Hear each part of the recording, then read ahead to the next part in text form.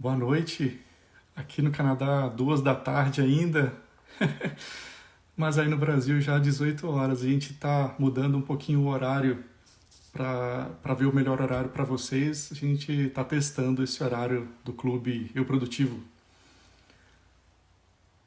Eu espero que seja o melhor horário. De qualquer jeito, a nossa ideia é sempre deixar o conteúdo gravado e tentar espalhar conhecimento, né, para a gente mudar a realidade aí do que a gente tem visto nas perícias, nos pacientes que estão precisando. Hoje o tema é sobre fibromialgia, um tema muitas vezes polêmico, que a gente acaba tendo que corrigir vários mitos, né, que a gente vê na fibromialgia, inclusive na própria classe médica.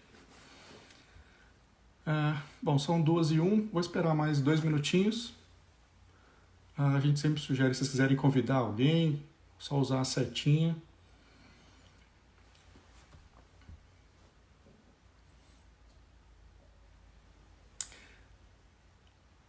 Yara, isso é uma coisa que a gente sempre fala a respeito do relatório, né?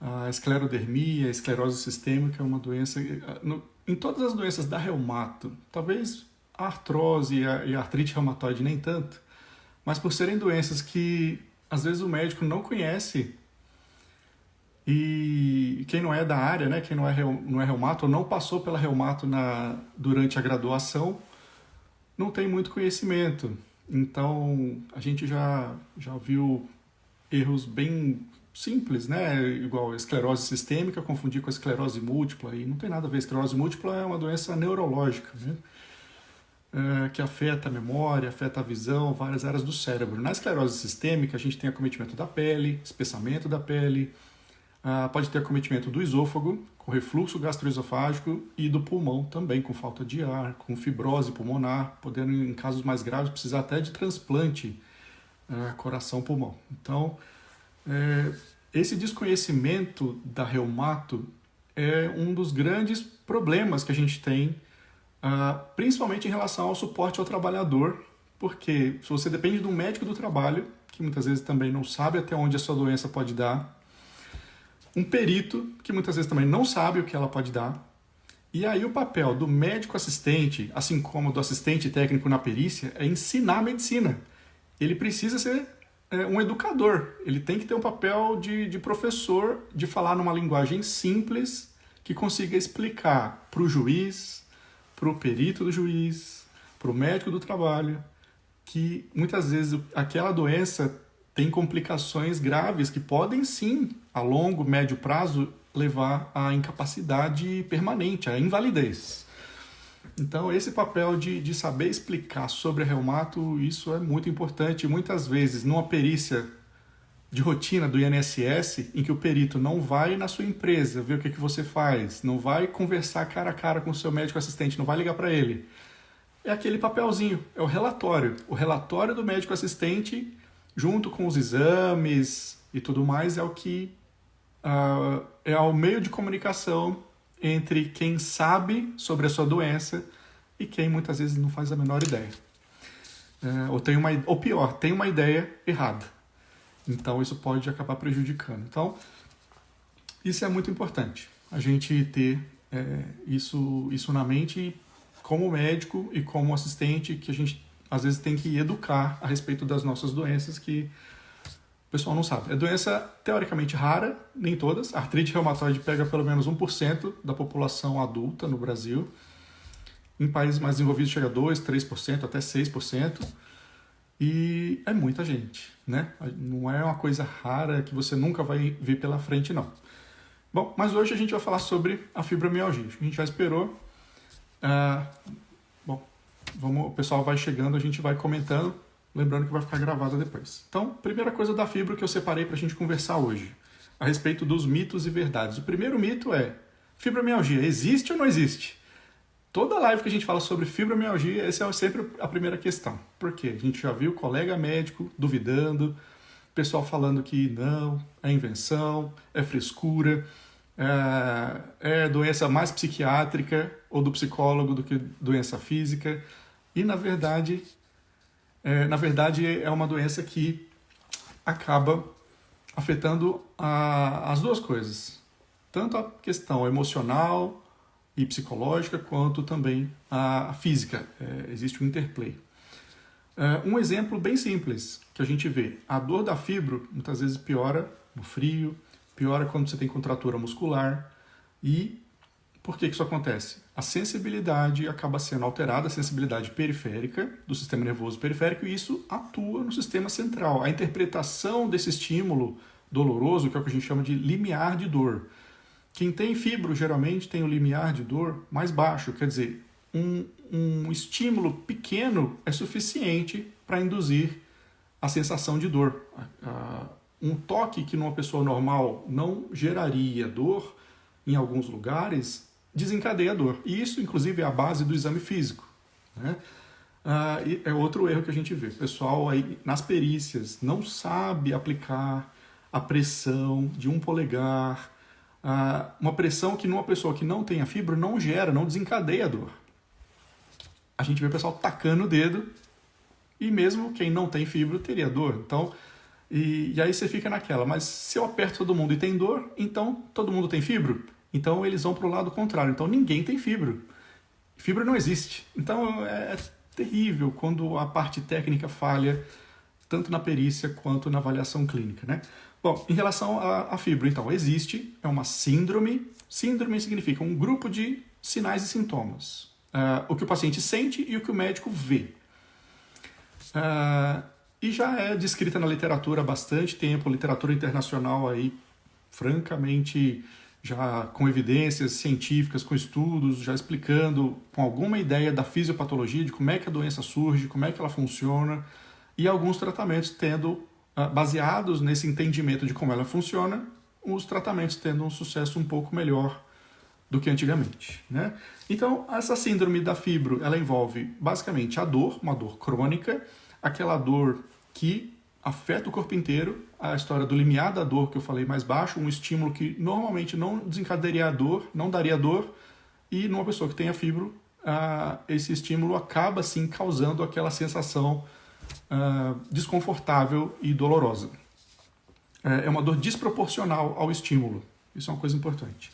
Entra aí também algumas coisas paralelas que a pessoa pode ou não ter em quem tem fibro. A síndrome do intestino irritável, por exemplo, a dor pélvica crônica, são dores crônicas que têm também lá um fundo emocional, tanto baixando o limiar da dor, quanto perpetuando a dor e tornando ela uma coisa crônica.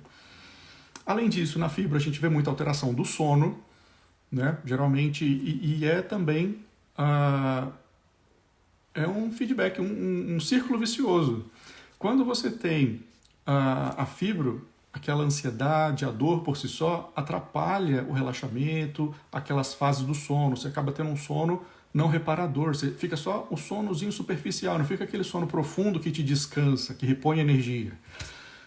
E por outro lado, em quem tem outras causas de alteração do sono, por exemplo, a apneia obstrutiva, pessoa que tem problema na respiração durante o sono, que passa períodos sem respirar enquanto está dormindo, pode desencadear crises de dor, pode ter dores físicas generalizadas, como a fibromialgia. Então, atua nos dois sentidos aí. O sono é bem importante. A fadiga, não só relacionada à alteração do sono, né, mas aquela coisa, um mínimo esforço desencadeia aquela sensação de cansaço, de falta de energia ao longo do dia. Pode estar bem associado com depressão, também com ansiedade. Fatores emocionais também costumam estar relacionados com a fibro. A gente já tem indicações que tem neurotransmissores, quer dizer, que são aquelas substânciazinhas químicas que tem no nosso cérebro. Quando você comunica um neurônio, que é uma célula nervosa, com outro neurônio, e chega ali na fenda sináptica, onde eles se encontram, um hormônio libera uma substância que é captada pelo outro neurônio. E isso é uma informação, isso é uma forma de comunicação entre eles. E a gente tem serotonina, noradrenalina, dopamina no cérebro, cada um em uma área diferente, atuando, desencadeando uma sensação diferente. Por exemplo, a serotonina é muito relacionada com aquela sensação de bem-estar. Já a dopamina tem a ver com prazer e com a sensação de recompensa, né? E a noradrenalina e a adrenalina tem a ver com reação a situações que podem te induzir fadiga, reação de luta ou fuga. Na fibra, a gente tem algumas evidências de que a noradrenalina e a serotonina, a recaptação delas está prejudicada, então muitas vezes o tratamento envolve antidepressivos, mesmo para quem não tenha depressão, não tenha diagnóstico de depressão, mas eles, por atuar nesses neurotransmissores, nessas substâncias, podem ajudar a buscar normalizar o limiar da dor, quer dizer, trazer para o normal. Né? Quem está com o limiar muito baixo, qualquer coisinha da dor, você consegue diminuir a sensibilidade a essa dor patológica.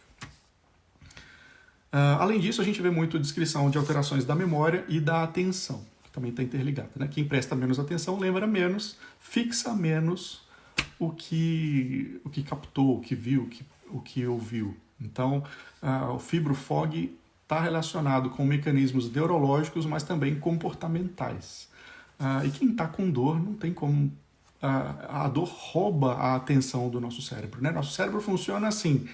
Quando você quer pensar numa coisa, você desliga das outras. A dor atua te atrapalhando a desligar da dor. Né? Você está sempre ali lembrando dela, ela está sempre te ferroando, então as outras coisas acabam sendo olhadas de uma forma mais superficial e fixam menos, e isso também interfere na nossa memória. Uma coisa importante para falar a respeito da fibro, não tem exame complementar. Né? Ressonância, nem que seja a ressonância funcional, o PET-CT, que são aquelas ressonâncias que atuam olhando no cérebro, qual área que está ativa, dão um resultado inespecífico. Né? Teve uma época que tentaram falar a respeito da termometria, que era uma avaliação com infravermelho do corpo inteiro, como um exame para diagnosticar fibromialgia, e isso seria muito útil para as perícias, porque aí você diferenciaria quem tem, quem não tem. A ideia é ter um exame objetivo para falar a respeito disso, mas também não tem evidência de que ele seja específico ou sensível o suficiente para afirmar ou para descartar o diagnóstico. Então, cuidado. Tem gente querendo vender esse exame para ganhar dinheiro e não tem serventia nenhuma. E para você também que é perito, que atua nessa área, não acha que ter um exame positivo ou negativo ajuda a descartar ou a confirmar. Síndrome de Renault, a Yara está perguntando se tem a ver com fibromialgia.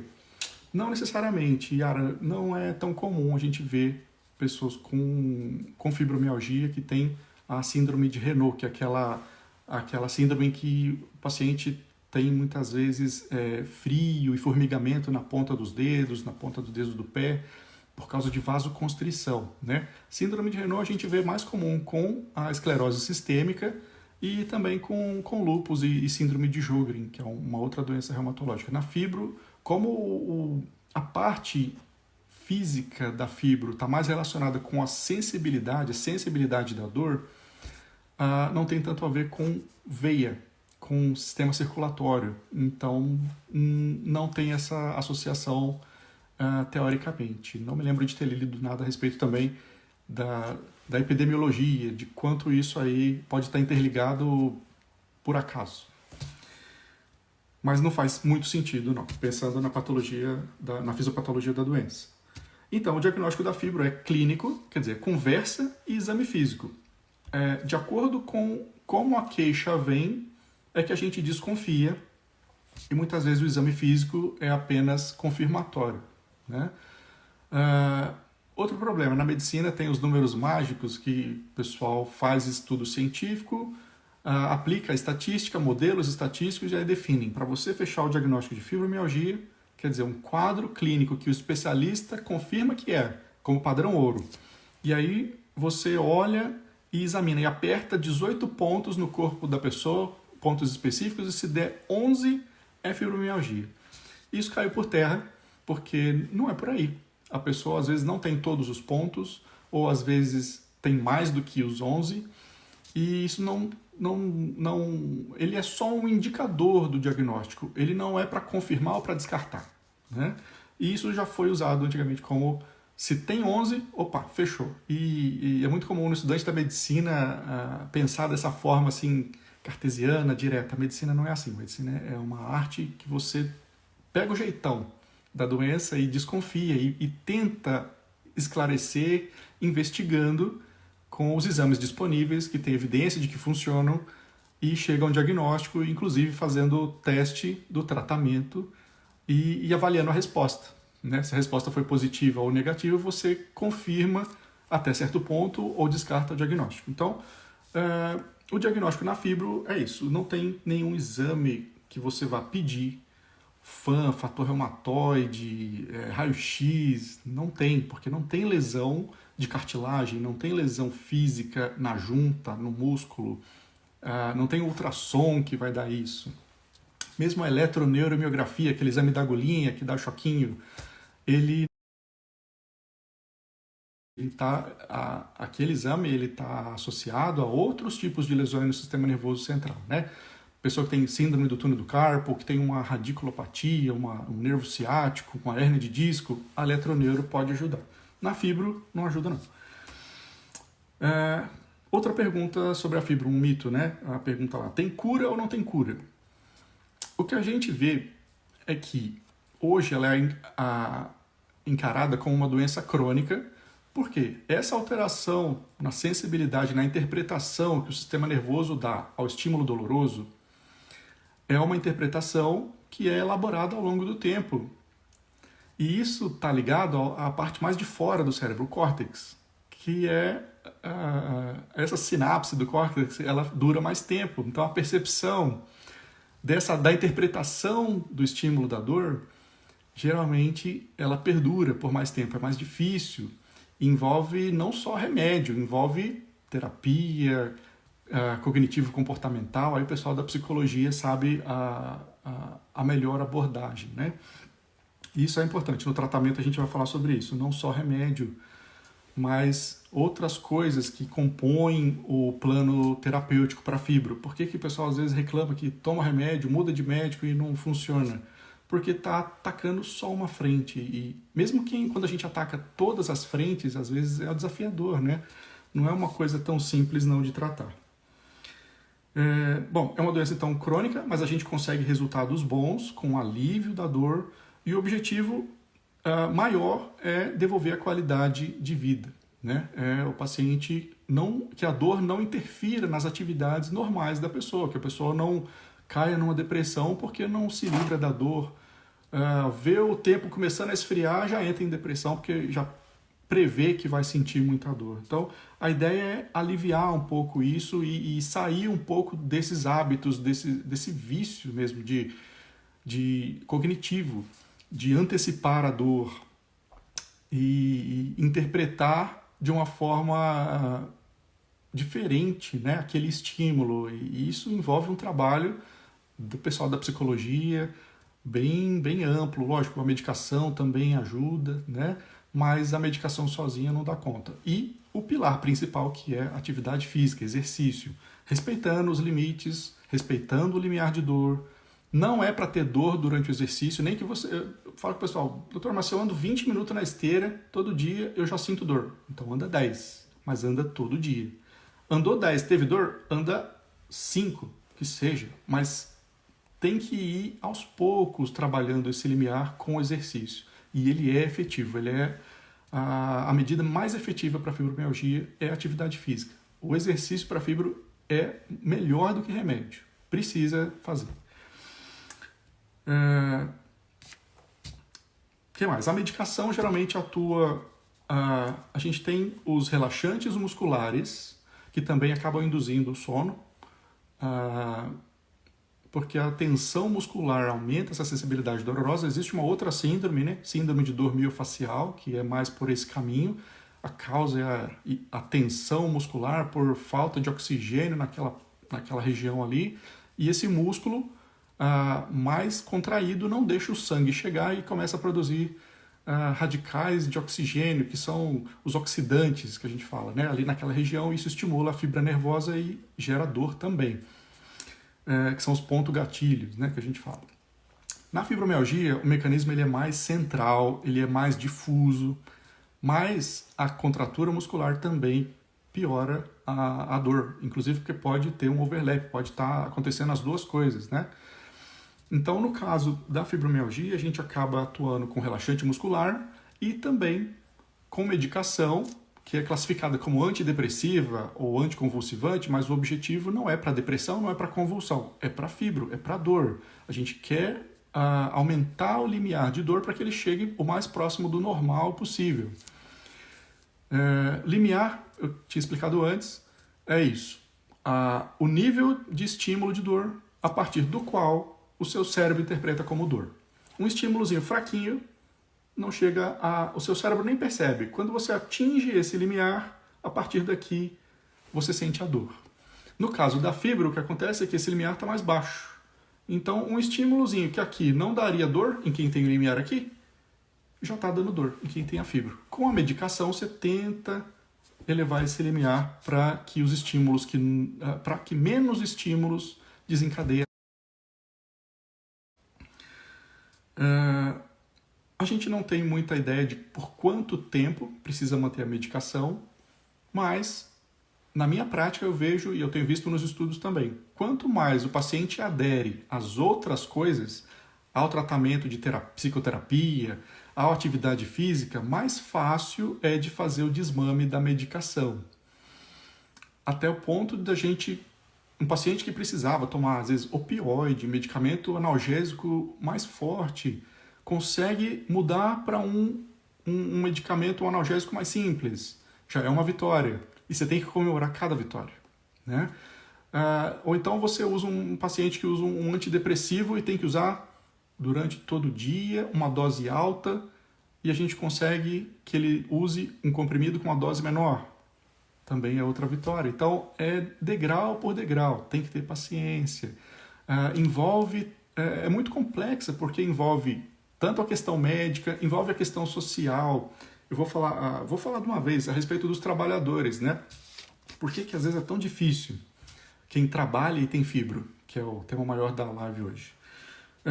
Um dos maiores problemas é a respeito do conhecimento sobre a fibromialgia, que agora parece que vai melhorar um pouquinho por causa de rede social, e tem bastantes colegas falando sobre ela, mas quando eu comecei lá em 2013, acabei de me formar como reumato, não era assim não.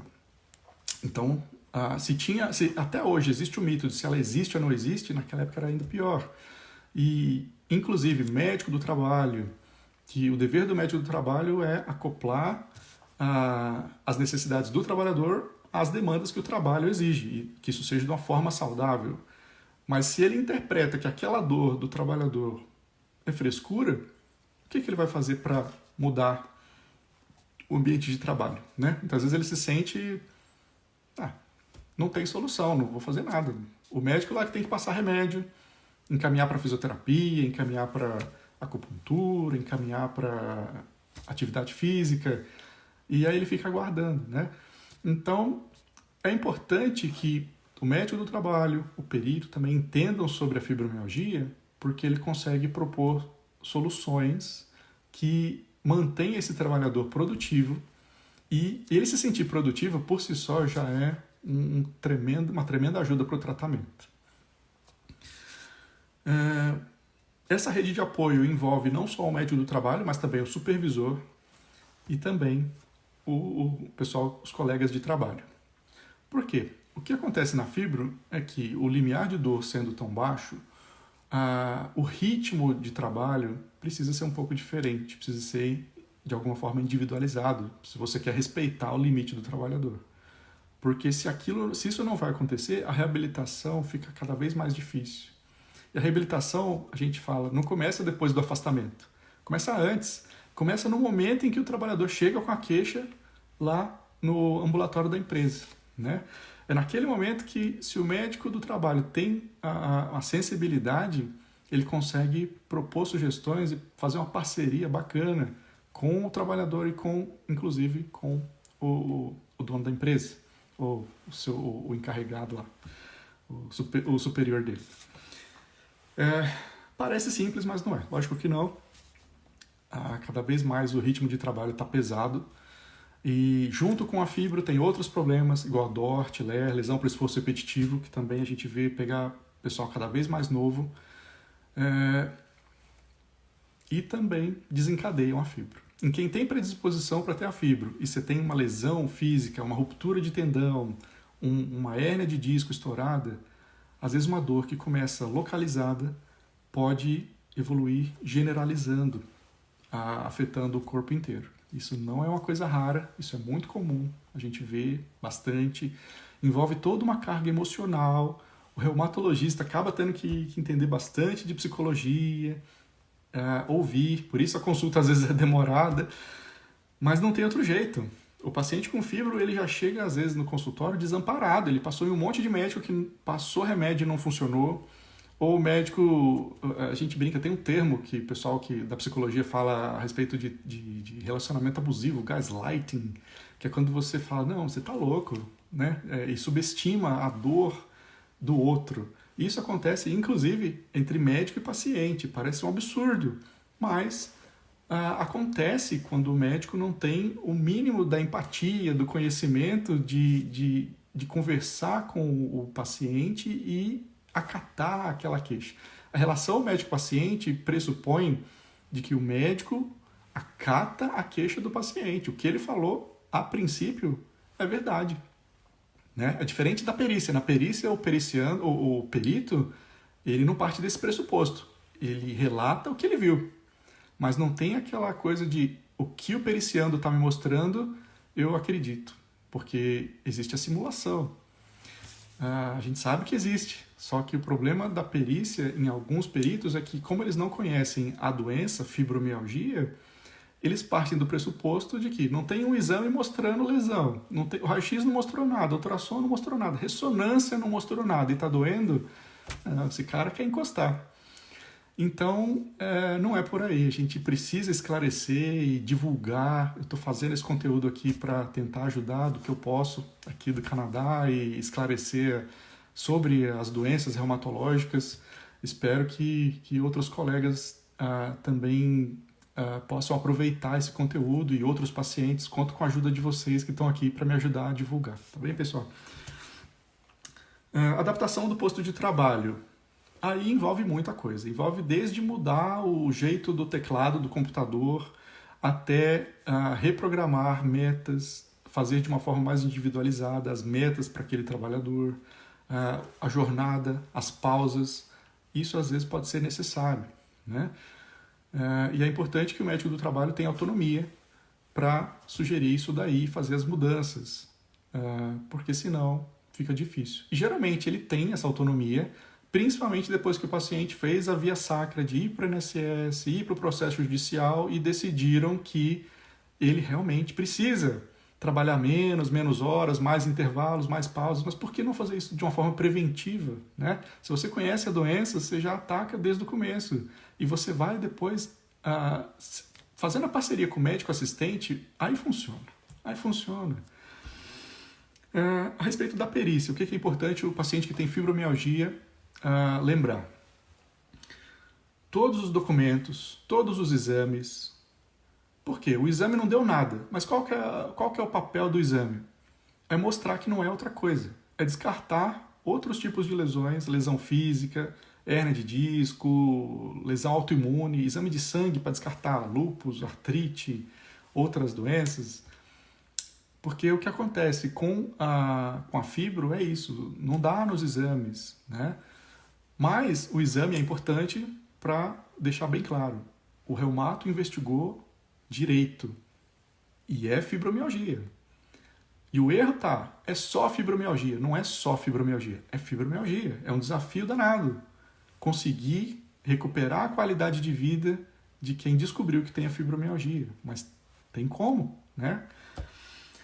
Bom, além dos exames todos, relatórios de todos os médicos, e não aquele relatóriozinho com o diagnóstico e CID, relatório explicando, principalmente do reumatologista ou do anestesiologista, que às vezes o pessoal vai fazer infiltração de ponto gatilho, ou procedimento, né? Procedimentos cirúrgicos maiores, do ortopedista. Então, Tem que levar exame, relatório, explicando o que foi feito, o que não foi. O perito precisa ter acesso a essa informação, isso é fundamental. A maior queixa que eu vejo dos peritos, e eles têm toda a razão, é o paciente vai para a perícia e não leva nada. Às vezes não leva nem a carteira de trabalho, né? Precisa, tem que levar tudo certinho, carteira de trabalho, os relatórios do médico da empresa, relatório do médico que está te assistindo fora, médico particular ou do convênio, exames, receitas, se teve alguma internação. Ah, doutor, mas não sei se tem a ver. Leva. Lá, se o perito achar que não tem a ver, ele nem olha. Talvez ele devesse, mas às vezes ele nem olha. Outra coisa que é importante para quem está acompanhando, seja o reumato, seja o médico especialista em dor, seja o neurologista, seja o anestesiologista. Avaliação objetiva da dor, né? Tem várias formas, tem um monte de ferramentas para fazer a medida objetiva da dor, mas a ideia é fazer essa medida objetiva sequencial, seriada, em toda consulta ter essa avaliação objetiva. Senão você nunca vai saber se está melhorando, se está piorando, se fica só aquela coisa, e aí, melhorou ou piorou? É muito subjetivo. A gente precisa também do quantitativo para avaliar. Numa escala de 0 a 10, quanto que está a sua dor hoje?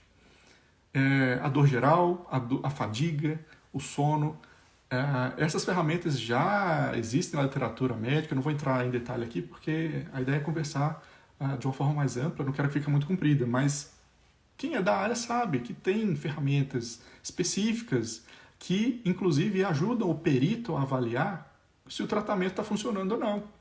Como é que ele vai avaliar quanto tempo o trabalhador precisa de afastamento se ele não sabe se o tratamento dele está funcionando ou não, o quanto que funcionou, se melhorou ou se não funcionou, ou se está piorando? Então, essa avaliação, além de descrever o que está acontecendo, se você coloca um dado objetivo, para o perito tem valor. Ele tem como embasar, inclusive, o parecer dele, né? Então é muito importante você fazer essa observação em cada consulta, em todas as consultas, porque isso se transforma num documento, está no prontuário do paciente, é um documento. Você avaliou, o seu nome está lá e está explicando como é que estava a dor, e aí você entrou com um remédio tal, ele começou a fazer o exercício tal, a psicóloga mudou o tratamento, e nesse retorno, como é que está agora? Te ajuda a avaliar como é que está a sua conduta e ajuda o perito a avaliar como é que foi a sua conduta. Não que ele vai julgar a sua conduta, mas ele vai julgar como que o paciente está e qual a perspectiva do paciente poder voltar a ter um nível satisfatório de capacidade laborativa, de conseguir trabalhar. Então, resumindo para o pessoal, quem tem fibromialgia e precisa passar numa perícia, precisa passar numa avaliação, seja do INSS, seja judicial, todos os documentos, exames, mesmo que o exame esteja normal, é importante para descartar outras causas da dor. Documentos incluem relatório detalhado de todos os médicos que passou, procedimento, cirurgia, internação, principalmente que esteja relacionado com dor, mas não só. Então, a ideia é levar quanto mais informação, melhor. Não esquecer de levar carteira de trabalho e sempre orientar o seu médico no sentido de que muitas vezes ele não sabe. Olha que coisa, né? O paciente às vezes tem que orientar o médico que está fazendo o relatório. O que não pode faltar no relatório? Tudo bem, o diagnóstico, o CID, mas também a evolução. Como é que você estava, como é que você está. Os exames que ele pediu, o que deu, o que não deu, o que ele suspeitou, o que ele confirmou e o que ele descartou, e o que ele sugere que você evite. Eu sempre faço muito isso no meu relatório. Além de colocar a identificação, os diagnósticos todos, o CID, os exames, eu coloco uma historinha falando como que estava quando eu tive a primeira vez, os retornos, como é que foi essa evolução, o que eu tentei de medicação e de tratamento não farmacológico, como é que você respondeu, como é que funcionou, o que não funcionou, o que eu pretendo fazer até o próximo retorno, quando vai ser o próximo retorno e o que eu sugeriria de atividade que você deveria evitar. Quais movimentos podem desencadear? Exposição à câmera fria, movimento repetitivo com membro superior, pegar carga, pegar peso. Então, essa restrição nesse relatório para o INSS, inclusive uma cópia desse relatório, pode ir para o médico da empresa. Isso serve até para guiar que o seu médico da empresa, quando ele está dedicado a fazer, a te ajudar a continuar trabalhando, ele começa a ter uma noção do que ele pode te restringir, se ele tem que te trocar de função, ele pode fazer aquele papel do reabilitador vocacional, ele troca um pouquinho